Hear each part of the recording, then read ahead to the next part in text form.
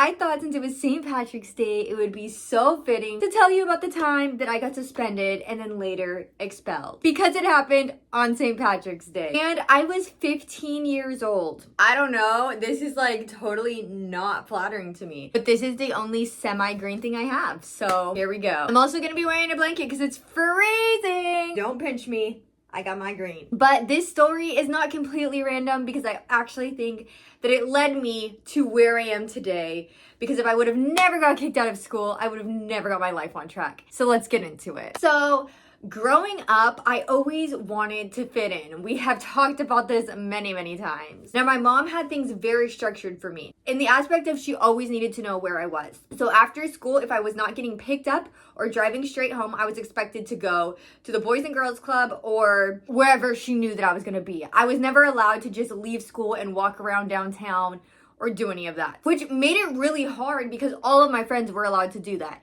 and I wasn't. So I either had to do it without my mom's permission and get back before she picked me up, or not do it at all and feel completely left out of everything. Growing up, I had this best friend. We met in like, I can't remember, like 2nd or 3rd grade. We went to the same elementary school, and then where we grew up was a small town, so all of the kids went to the same junior high and high school because there was only one high school and junior high in our town unless you went to continuation school. So I remember her mom was like the cool mom, the mom that would buy the alcohol and let you smoke the weed. And now that I want to be a parent soon, like within the next couple of years, I'm like, oh my gosh, that is not a cool mom. I would not want my child going to that home.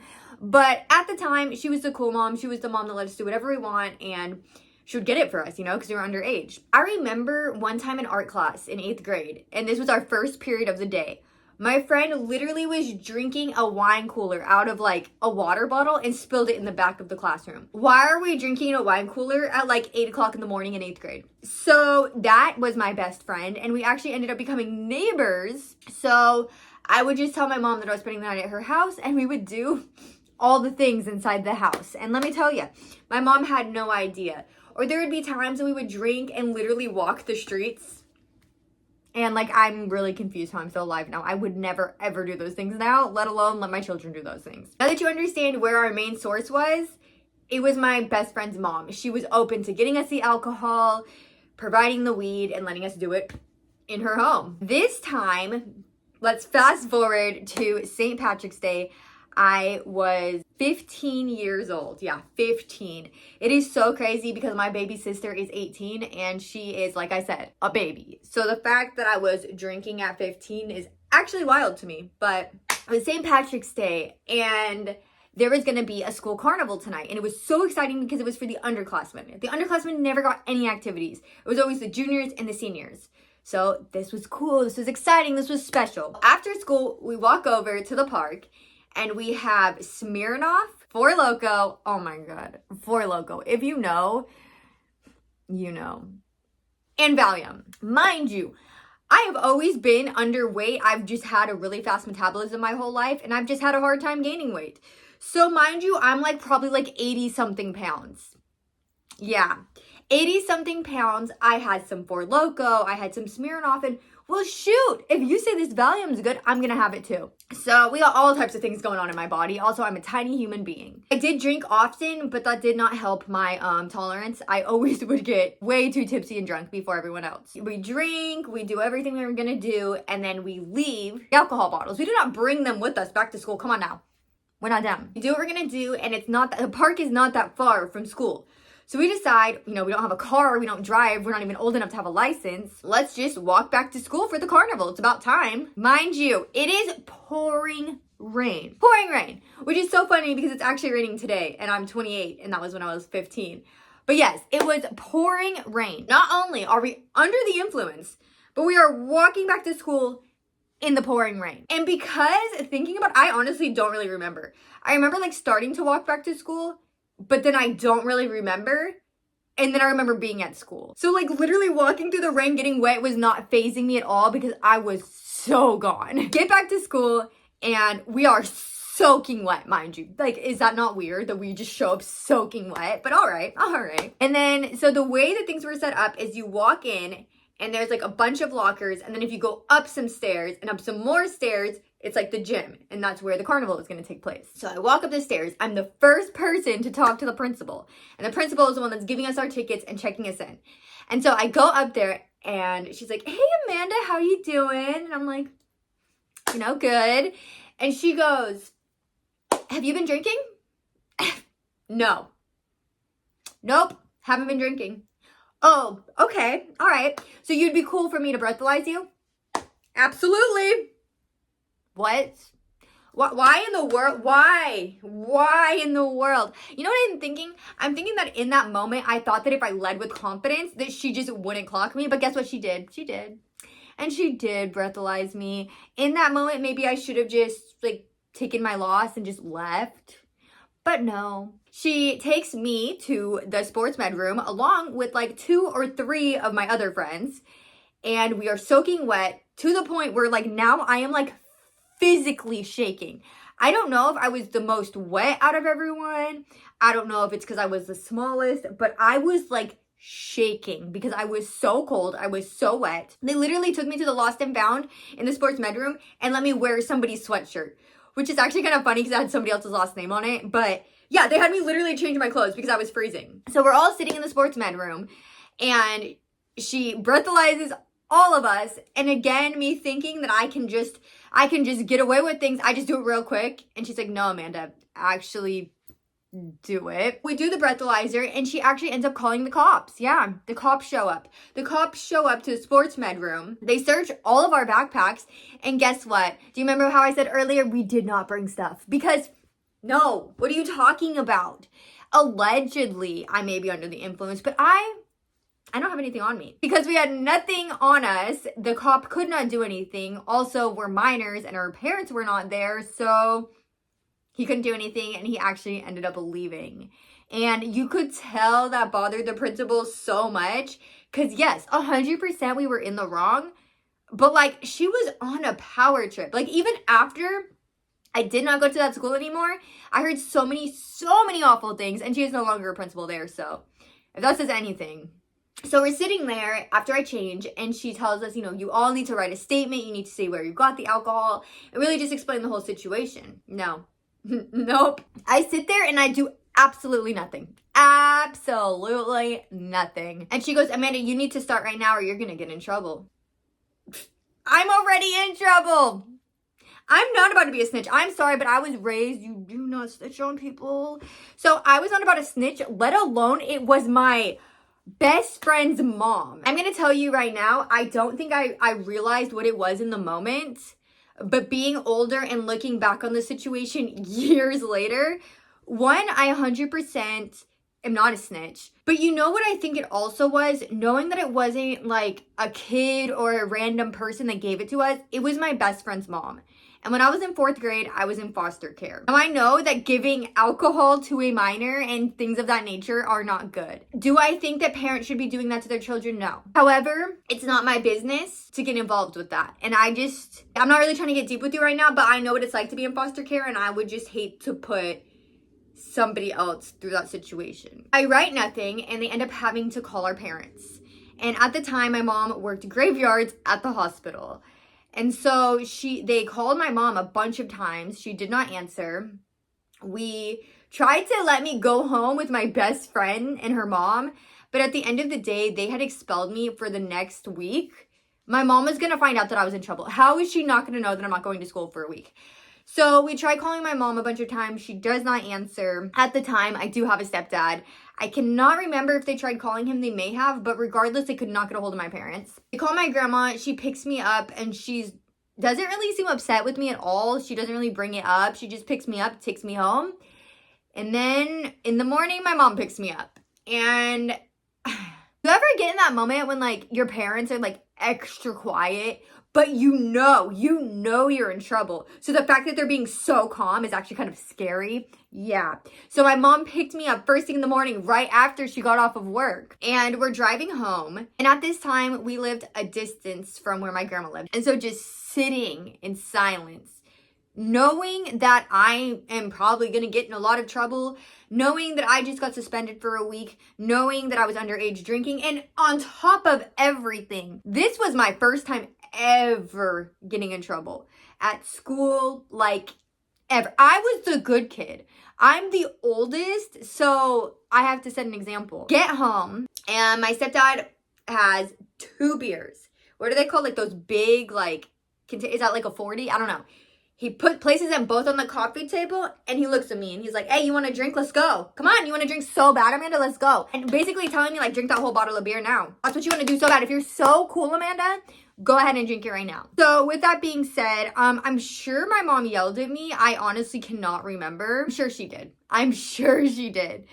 She was very, very upset. And as time goes on, of course I was in the wrong. I think a lot of it was, like I said, I was really small and I was messing with different types of alcohol and then combining pills. And it was just the whole thing. And you know what? Like, I think as a mom, I think it was stemming from fear. Like, I think she was really scared that she could have lost her baby. Thank goodness she didn't. Thank goodness I was okay. But I think just the thought that that could happen and then never seeing me do anything bad before, like, I don't know. I can't even imagine. But she ended up taking away my phone. I had to stay in my room every single day. Oh yeah, I was not allowed to be friends with these people anymore. So the people that I got in trouble with, my mom straight up told me, you are not allowed to be friends with them anymore. You cannot be friends with them, which sucked because those were my friends. I literally had no friends now. And when I got to school, I went to school. She let me have my phone at school, actually. Okay, I'm sorry. This has been years. I was 15. And so I think she let me have my phone when I'd go to school just for like safety, but it needed to be off all day.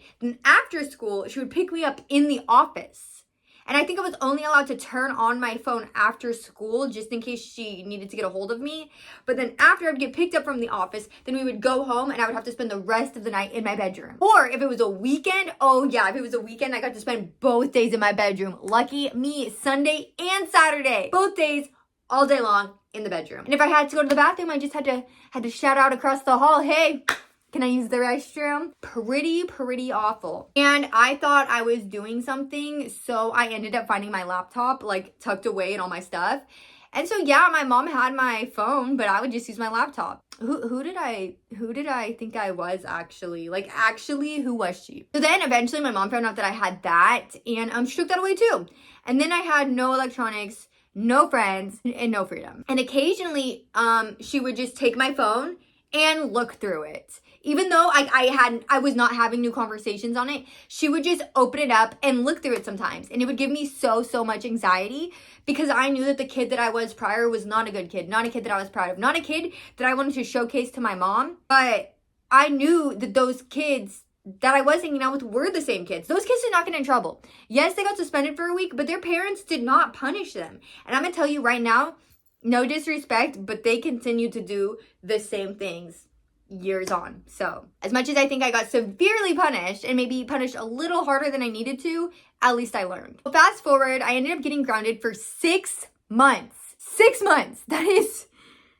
That's a very long time. When I was allowed to have friends again, when I was allowed to do things again, I was so scared straight. I was afraid to do anything. I didn't want friends. I didn't want to do anything. We go to my junior registration. We go to get all my classes, get all signed up for everything. And the principal tells me, Amanda, you are no longer allowed here. Which is so crazy because I forgot to mention, I had never gotten in trouble before, right? My grades were awful, like below a 1.0 awful. Because, you know, I was having more fun outside of school. Why do I need to do my homework? They told me, you know, Amanda, you've never been in trouble before. So go to summer school, get those grades up, and we will overlook this. I mean, come on. Do you see the things that people are doing at school? I showed up to school intoxicated. I didn't even drink on campus. But okay, I'm like, cool. You know what? Honestly, I need to get my grades up anyways. I went to summer school all summer long.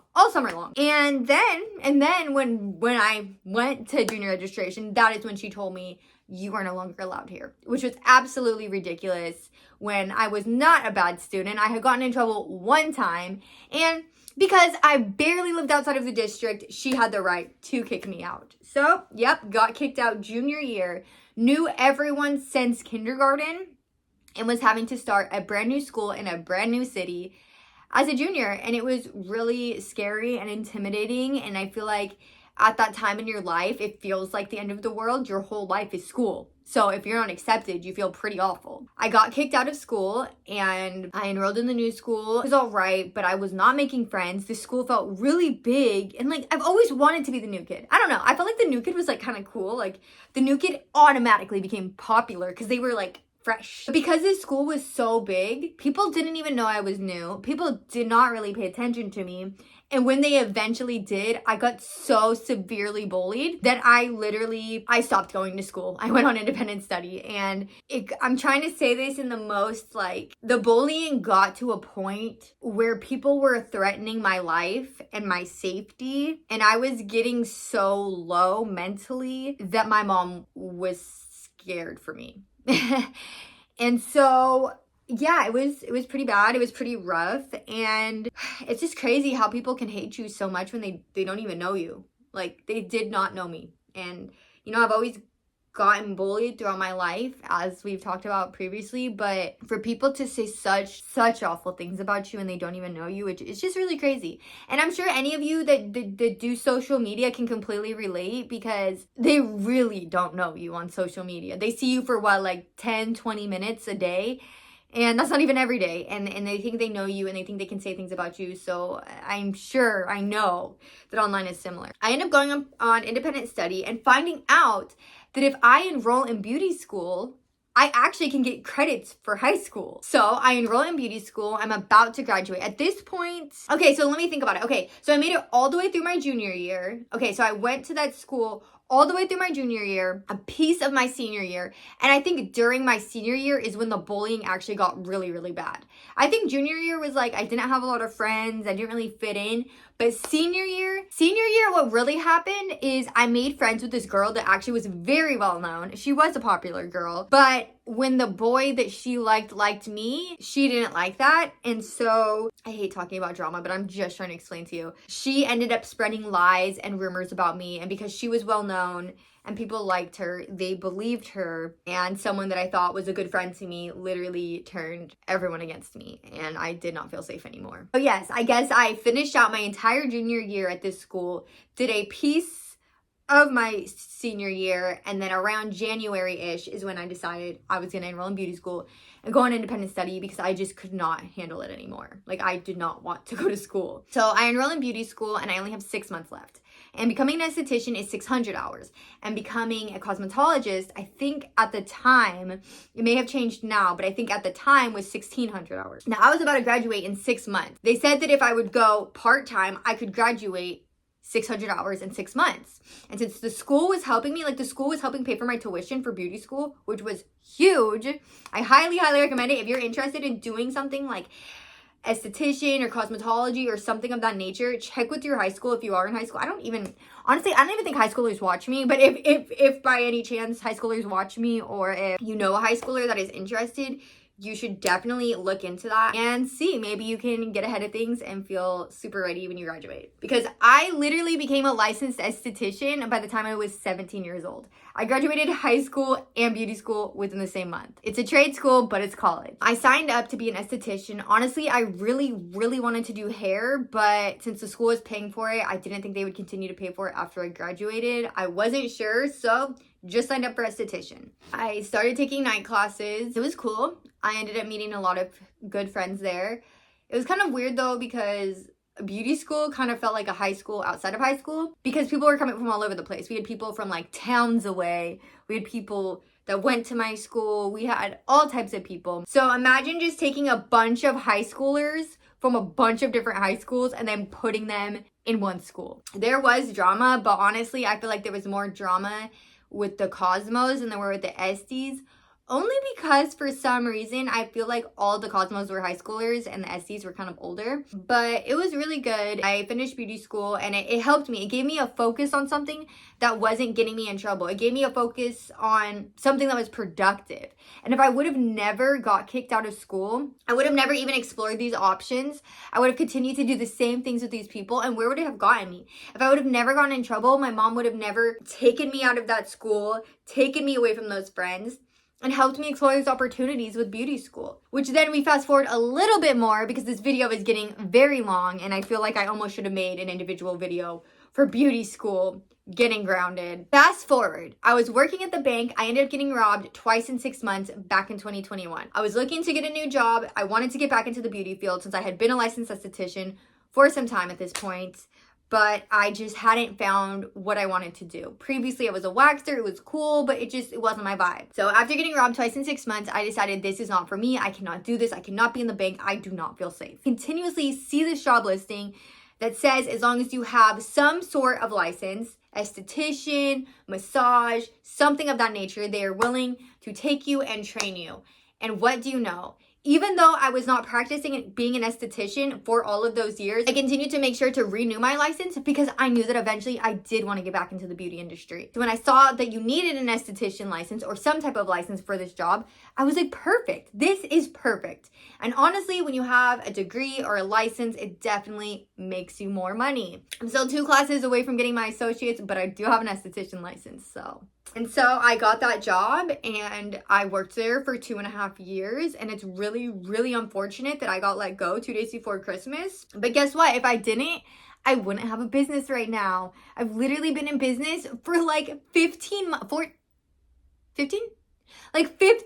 now. And that's just so crazy. Like over a year. And if I didn't get kicked out of high school and go to beauty school to become a licensed esthetician, then I would have never qualified for this job that taught me this skill of lymphatic massage. If I never worked at this job with this skill of lymphatic massage, when I got let go after working there for 2.5 years, I would have never known what to do with my life, and I would have just had to get probably another dead-end job. But instead, because I was prepared, because I got in trouble, because the world knows before you know, I was ready. I was ready to thrive with this amazing skill. And now I have my own lymphatic massage business. And it's just so, so crazy. When I tell you when I was grounded for 6 months, that felt like literally the end of my world. I have never been to jail, and I can imagine jail is very, very scary because you're not alone. I wanted to go crazy. 48 hours in your bedroom with nothing but yourself. Yeah. But it got me to where I am today. And as much as I wish that we could have got there without this messed up journey in between that honestly kind of traumatized me, and I'm afraid to do anything as an adult now because I just don't want to get in trouble, it got me to where I am, you know, and thank God for the journey. No, in all honesty though, thank goodness, because what if I really would have never gotten out of that? I mean, the fact that I was falling so easily to peer pressure because I wanted to be accepted that bad. And the fact that she was my friend since 2nd grade, like she already accepted me. Like, why did I think that, I don't know. Regardless, I am so happy with where I am today. We learned from our mistakes, and honestly, I don't want to drink anymore. It doesn't taste good to me, and there's no shame in if you do drink, everything in moderation, but I just feel like it doesn't taste good to me. I don't feel good after. I'm working really hard to be healthy, so I feel like that's kind of counterproductive. And I honestly think I was just drinking because I wanted confidence. And if you think about it, that's not real confidence. That is so artificial. And so yeah, getting grounded for 6 months was pretty traumatizing, but it saved me. It saved me, and it turned me into the business owner that I am today. And for that, I'm going to be grateful forever. So with that, I think I'm going to head out. I'm actually getting kind of sleepy. I don't know why. I just feel like this rainy weather is just getting to me. Also the fact that I get up at like 4 o'clock in the morning, that could probably be part of it. And then like full on lift weights. I don't know, but I hope you all have an amazing day, an amazing St. Patrick's Day. Don't forget to wear green if you're watching this on March 17th. And until next time, bestie, I love you so, so much. Bye.